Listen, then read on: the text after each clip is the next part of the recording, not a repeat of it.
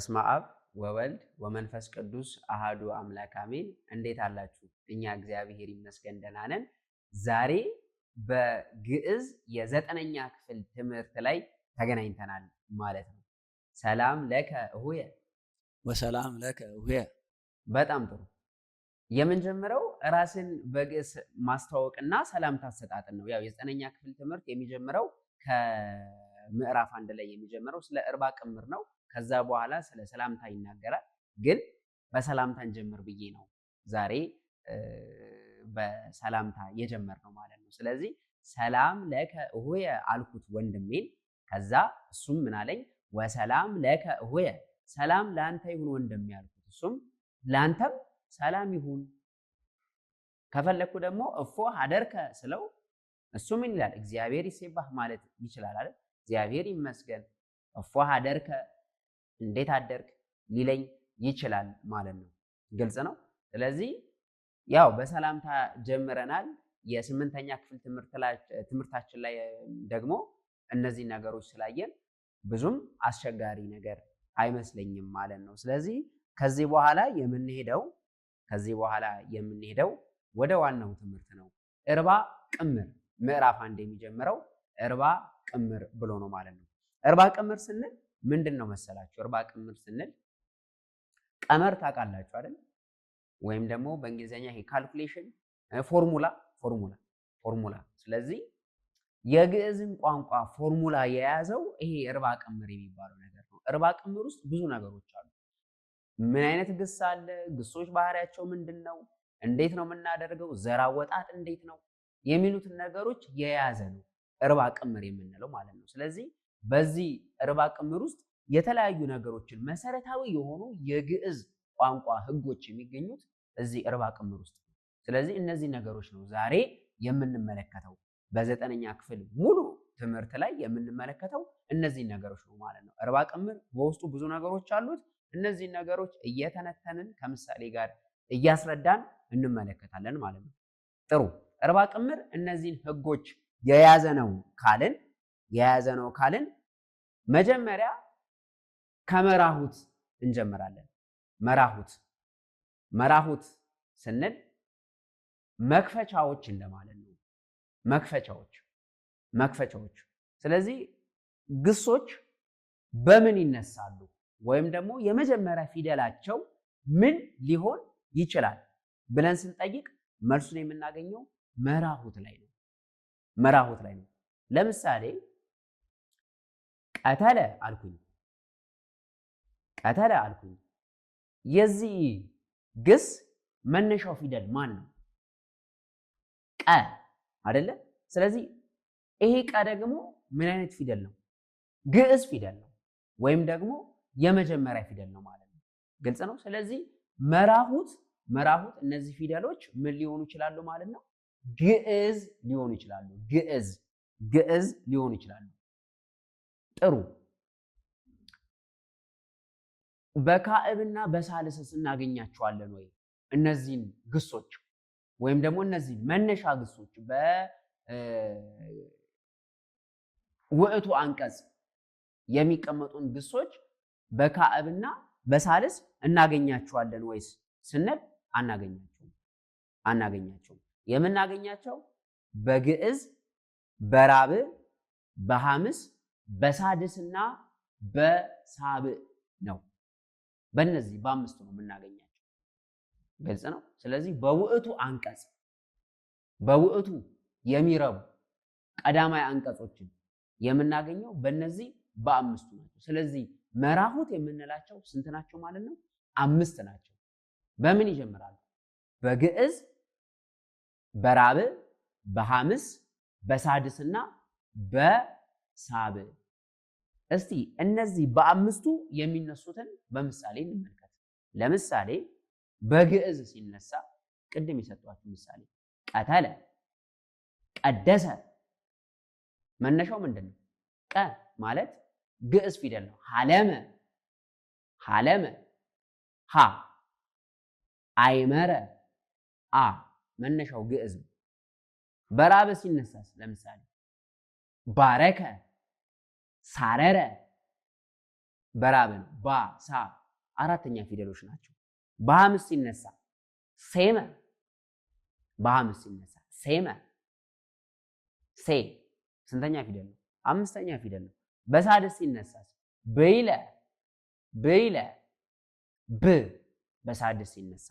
በሳብስ ሲነሳ ቆመ፣ ሞተ እንላለን። ፊደሉ ምንድን ነው? ቆሞ የጀመሩበት ማለት አይደል? ስለዚህ በሳብ ይጀምራሉ። መራሁት ስንት ናቸው ማለት ነው? 5 ናቸው። ምን ምን አለ? ግዕዝ ካዕብ ብለናል አላለም? ካዕብ አላለም። ሳልስ አላለም። ካዕብና ሳልስን እንተውና ምን እንላለን? ራብዕ፣ ሐምስ፣ ሳድስና ሳብዕ። እነዚህ 5ቱ ናቸው መራሁት የሚባሉት። ስለዚህ በውዕቱ አንቀጽ የሚቀመጡ ወይም ደግሞ በግዕዝ መጻሕፍት በግዕዝ የግስ ዝርዝር መጽሐፍት ላይ የምናገኛቸው መጀመሪያ ላይ ፊደላቱን ስናገኝ ከነዚህ ከ5ቱ አይወጡም። ከነዚህ ከ5ቱ በውዕቱ አንቀጽ ሲቀመጡ ማለት ነው። ከነዚህ ከ5ቱ አይወጡም በፍጹም። ስለዚህ መራሁት የምንላቸው ስንት ናቸው ማለት ነው? 5 ናቸው። ይህን ስንል ግን 5 ነው ስንል ለምሳሌ በካዕብ ወይም ደግሞ በሳልስ የሚጀምሩ ግሶች የሉም ወይ ብላችሁ ልጠይቁ ትችላላችሁ። አሉ። ሁር ለምሳሌ ሁ ብሎ ነው የሚጀምረው። ሁር ሂድ። ግን ይሄ አንቀጽ በምንድን ነው የተቀመጠው? በውዕቱ እኮ ነው። በውዕቱ አይደለም አይደል? እሱ ሂድ አይባልም። አንተ ነው። አንተ ሁር። ግልጽ ነው። በውዕቱ ብናስቀምጠው እሱ ሂድ ይባላል እንዳይባልም። እሱ ምን አለ ነው የምንለው? ሄደ። ሆረ ሳብዕ ነው ማለት ነው። ግልጽ ነው አይደል? ስለዚህ በመራሁትን ተጠቅመን መነሻቸው ከነዚህ ከ5ቱ ፊደላት አይወጡም ስንል ካዕብና ሳልስ የሚጀምር ግስ ከነጭራሹ የለም ማለታችን ሳይሆን በውዕቱ አንቀጽ ግሶች ሲቀመጡ መክፈቻቸው ወይም የሚጀምሩበት ፊደል ከነዚህ ከ5ቱ አይወጣም ማለታችን ነው። በምን ሲቀመጥ? በውዕቱ ሲቀመጥ። ግልጽ ነው። በጣም ጥሩ። ስለዚህ እርባ ቅምር ላይ አንድ ህግ አየን ማለት ነው አይደለ? የግዕዝ ቋንቋን ህግ ከሚነግሩን ነገሮች መካከል እርባ ቅምር ነው ብለን አንደኛው ማን ነው? መራሁት። መራሁት ስንት ናቸው? 5። ይሄንን እንዳትረሱ። በጣም ጥሩ። ሁለተኛ ነው አርእስት። አርእስት ሲበዛ ነው፣ ራስ ሲያንስ ነው። ርዕስ ሲያንስ ነው ወይም ነጠላ ሲሆን ማለት። አርእስት ማለት ራሶች እንደማለት ነው። ራሶች። ስለዚህ የግዕዝ አርእስቶች የሚባሉት አርእስተ ግዕዝ የሚባሉት አርእስተ ግስ የሚባሉት ወይም ደግሞ አለቆች እንደማለት ነው። የግዕዝ ሰራዊት አለቆች፣ የግሶች አለቆች የሚባሉት እነማን ናቸው? በዋነኝነት 8 ናቸው። ዋና መሪዎቹ 8 ናቸው። የመጀመሪያው ቀተለ፣ ሁለተኛው ቀደሰ፣ ሶስተኛው ገብረ፣ አራተኛው አይመረ፣ አምስተኛው ባረከ፣ ስድስተኛው ሴመ፣ ሰባተኛው ብይለ፣ ስምንተኛው ቆመ ይሆናል ማለት ነው። ስለዚህ እነዚህ 8ቶቹ የግዕዝ ግስ አርእስቶች ወይም ደግሞ መሪዎች ናቸው። በእነዚህ አርእስቶች ደግሞ ሌሎች ምኖች አሉ? ጭፍሮች አሉ። ስለዚህ ማንኛውንም ግስ ስናረባ በዋነኝነት ምኑን እንመለከታለን? ሰራዊቶቹን እንመለከታለን። ምንድነው? አለቃዎቹን እንመለከታለን። እነቀተለን እነቀደሰን ማለት እነዚህ 8ቱን እንመለከታለን።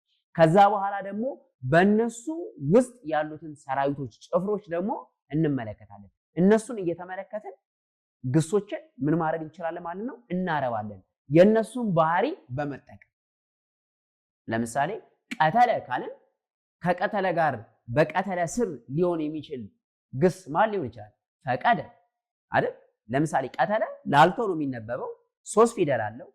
3ቱም ደግሞ ግዕዝ ናቸው። ቀተለ ወይም የመጀመሪያ ፊደል ናቸው። ፈቀደም እንደዛው እንደ ቀተለ ሁሉ ባለ 3 ፊደል ነው። የሚነሳው በግዕዝ ነው። 3ቱም ፊደላት ግዕዝ ናቸው። እንደዚሁም ደግሞ ሲነበብ እንደ ቀተለ ምን ተብሎ ነው የሚነበበው? ላልቶ ነው የሚነበበው። ግልጽ ነው አይደለ? ስለዚህ አርእስተ ግስ የምንላቸው በዋነኝነት ስንት ናቸው? 8 ናቸው። እነዚህ 8ቱ ደግሞ ለየራሳቸው ሰራዊቶች ወይም ደግሞ አለቆች አላቸው፣ ምክትሎች አሏቸው ማለት ነው። ግልጽ ነው። ግሶችን ስናረባ እነዚህን በመመርኮዝ ይሆናል ማለት ነው። በጣም ጥሩ።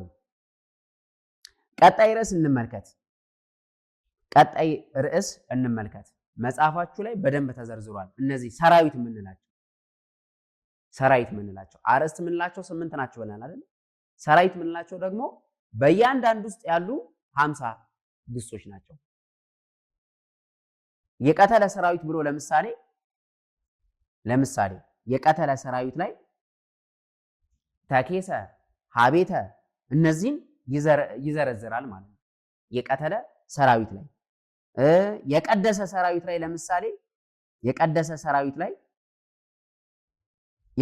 ሰራዊት ላይ ቀደሰን ያረባውና እነ ቀደሰ ይቄድስ እያለ ያረባዋል ማለት ነው።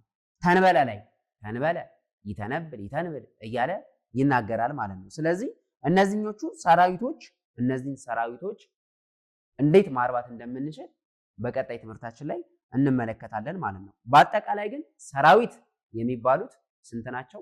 50 ናቸው። ሰራዊት የሚባሉት 50 ናቸው ማለት ነው። እሺ ቀጣይ ርዕስ ደግሞ እንመልከት። ቀጣይ ርዕስ አእማድ።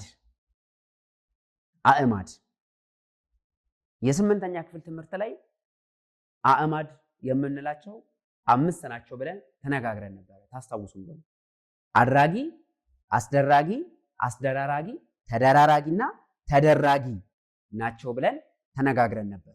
ግልጽ ነው። ይሄ ማለት እናንተ አንድን ድርጊት ስትፈጽሙ ምን ትባላላችሁ? አድራጊ ትባላላችሁ። እናንተ ያንን ድርጊት የፈጸማችሁበት አካል ደግሞ ምንድን ነው? ተደራጊ። ግልጽ ነው። ስለዚህ ተደራጊ ተደራራጊም ሊሆን ይችላል። አድራጊ አስደራጊም ሊሆን ይችላል። አስደራራጊም ደግሞ ሊሆን ይችላል። ይሄንን ማስታወስ አለባችሁ። ስለዚህ አእማድ የምንላቸው እነዚህ ናቸው።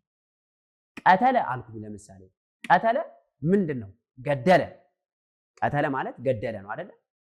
የተገደለው ሰው ደግሞ ስለተገደለው ሰው ስናወራ ወይም ደግሞ ፓሲቭሊ ስናወራ ደግሞ ተገደለ ብለን ለማውራት ከፈለግን ምን እንላለን? ተቀትለ እንላለን።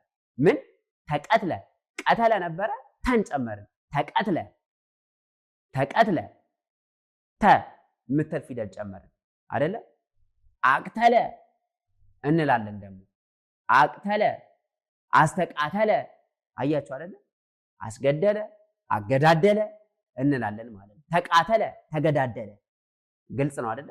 ስለዚህ እዚህ ጋር ልብ ብላችሁ ከሆነ ቀተለ ላይ አድራጊ፣ አስደራጊ፣ አስደራራጊ፣ ተደራራጊ ብዬ ስቀይረው ፊደሎችን አልተጠቀምኩም። የሆኑ የጨመርኳቸው ፊደሎች አሉ። እነተ እና አስ አይደለ? እነሱን ጨምሬያለሁ። ስለዚህ አ ተ አስተ አን አስ እነዚህ ምን ይባላሉ? ተውሳክ ይባላሉ። ተውሳኮች ናቸው። ተውሳክ ማለት ወሰከ ማለት ጨመረ ማለት ነው። ስለዚህ ጭማሪዎች ናቸው ማለት ነው። ግልጽ ነው። ቀተለ ነበረ ግሱ። ተገደለ ለማለት ከፈለኩኝ ግን ማንን ጨመርኩኝ? ተን ጨመርኩኝ። ተቀትለ ተን ወደ ተቀይሬ ማለት ነው። ስለዚህ ተቀትለ ይሆናል። አስተቃተለ፣ አቅተለ እንላለን ማለት ነው። ግልጽ ነው። ስለዚህ እነዚህ ፊደላት ተውሳኮች ናቸው ወይም ደግሞ ጭማሪዎች ናቸው። ወደ አእማድ ለመቀየር ወይም ደግሞ በእነዚህ በአእማድ ለማርባት የምንፈልግ ከሆነ የምንጠቀማቸው ናቸው ተውሳኮች የምንላቸው እነዚህ ማለት ነው። አሁን የዘረዘርኳቸው። በጣም ጥሩ። ጸዋትው የሚባሉት ደግሞ እንመልከት። ጸዋትው እሺ፣ ጸዋትው የሚባሉት እነማን ናቸው? ለምን ምሳሌ አልሰጣችሁም? ለምሳሌ ቀደሰ አልኩኝ።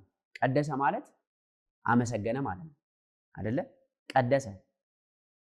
ይቀድሳል ለማለት ከፈለኩኝ ወይም ደግሞ ይቀድስ ዘንድ ለማለት ከፈለኩኝ ምን አደርጋለሁ? ቀደሰ ይቀድስ ይቄድስ እላለሁ አይደለ? ይቀድስ እላለሁ። ግልጽ ነው አይደለ? ስለዚህ ማንን ጨምሬያለሁ? ይህን ጨምሬያለሁ ማለት ነው። ወይም ደግሞ የየን ዘር ተጠቅሜያለሁ ማለት ነው። ግልጽ ነው። ስለዚህ እነዚህ ፊደላት ምን ይባላሉ ማለት ነው? ጸዋትው ይባላሉ። ጸዋትው ይባላሉ ማለት ነው። ቀደሰ፣ ይቄድስ፣ ይቀድስ፣ ይቄድስ እንላለን እና የን ተጠቅመናል ማለት ነው። እሺ እስቲ ሌላ ምሳሌ እንጨምር። ለምሳሌ ሀ አ የ ወ እነዚህ ጸዋትው ናቸው። ግን እነዚህን ስንጠቀም በየአርዕስታቸውና በየሰራዊታቸው ተመስርተን መሆን መቻል አለበት። አርዕስት ስንል ስምንቱን የግዕዝ ግስ ራሶች ስምንቱን እነቀተለ እነቀደሰ። ሰራዊት ስንል ደግሞ በእነዚህ ስር ያሉ 50 ሰራዊቶች። ግልጽ ነው አይደለ? ስለዚህ የእነዚህን ባህሪ በመጠቀም ግሶችን ምን ማድረግ እንችላለን ማለት ነው? ማርባት እንችላለን። ይህንን ህግ ደግሞ የሚነግረን እርባ ቅምር ነው ብለን ተነጋግረን። እርባ ቅምር ውስጥ ደግሞ አንደኛው ምንድነው? ጸዋትው የምንላቸው ናቸው ማለት ነው። ጸዋትው በነገራችን ላይ ጾታ የሚለው የሱ ብዙ ነው። ጾታ ማለት ነው መደብ አይደል? ወይም ደግሞ ምድብ፣ ክፍል በጾታሁ እንላለን አይደለ? በየክፍሉ በየምድቡ ማለት ነው። ጸዋትው ምድቦች። ግልጽ ነው። ስለዚህ እነዚህ ናቸው ማለት ነው። እስቲ እዛው መጽሐፍ ላይ ያለ አንድ ምሳሌያችሁን ላነብላችሁ። ለምሳሌ ወ በቤቱ መድረሻ ሲሆን በእርባ ጊዜ እንላለን፣ ወይም ደግሞ በማርባት ጊዜ በቀተለ በገብረ በቤለ ቤት በትንቢት ሲጎርድ በዘንድና በትእዛዝ አይጎረድም ይዘልቃል እንጂ ይላል። ወ ማለት ነው።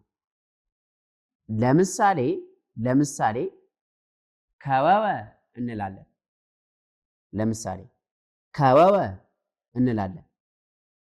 ከወወ እንላለን ማለት ነው። ስለዚህ ልክ እዚህ ጋር በምናረባበት ጊዜ ይሄ ማለት በምናረባበት ጊዜ ስንል ቀዳማይ አንቀጽ፣ ካላይ አንቀጽ፣ ሳልሳይ፣ ራባይ አንቀጾች አሉን አይደለ? ዘንድ፣ ትንቢት፣ ትእዛዝ የምንላቸው ማለት ነው። ስለዚህ በእነዚህ አንቀጽ ስናረባ ምን ይላል ማለት ነው? ይጎርዳል። አንዳንድ ጊዜ በቀዳማይ አንቀጹ ላይ ወይም ደግሞ በመጀመሪያው ጥሬ ግሱ ላይ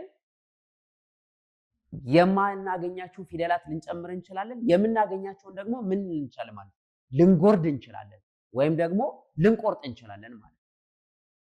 አሁን ንባብ ላይ ይጎርዳል ስንል ምንድን ነው? አይነበብም እንደማለት ነው። ግልጽ ነው። ያጠፋዋል ማለት ነው ይጎርዳል ስንል። ስለዚህ በዚህ መሰረት ጸዋትውን መረዳት እንችላለን።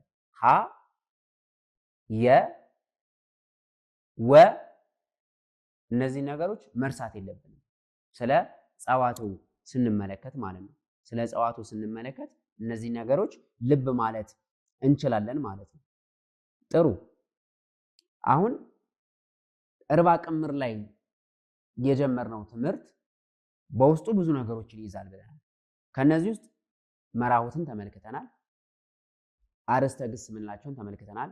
ሰራዊተ ግሶችን ተመልክተናል። ጸዋትውን ተመልክተናል አይደለ? ስለዚህ እነዚህን እያወቅን በሄድን ቁጥር የግዕዝ ቋንቋ ህጎቹ ምን እየመሰሉ ነው የሚሄዱት የሚለውን ነገር እየተረዳን ነው የምንሄደው ማለት ነው። ግልጽ ነው አይደለ? ግልጽ ነው። ጥሩ። በቀጣይ እንደ እግዚአብሔር ፈቃድ በምዕራፍ 2 ትምህርታችን ላይ ስለ አንቀጾች እንማራለን።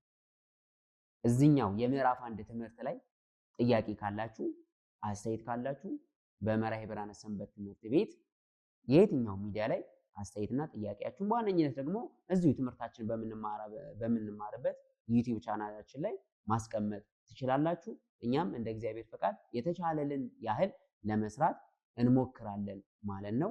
ስለነበረን ጊዜ የእግዚአብሔር አምላካችን ስም የተመሰገነ ይሁን። በቀጣይ እስከምንገናኝ ቸር ቆዩ።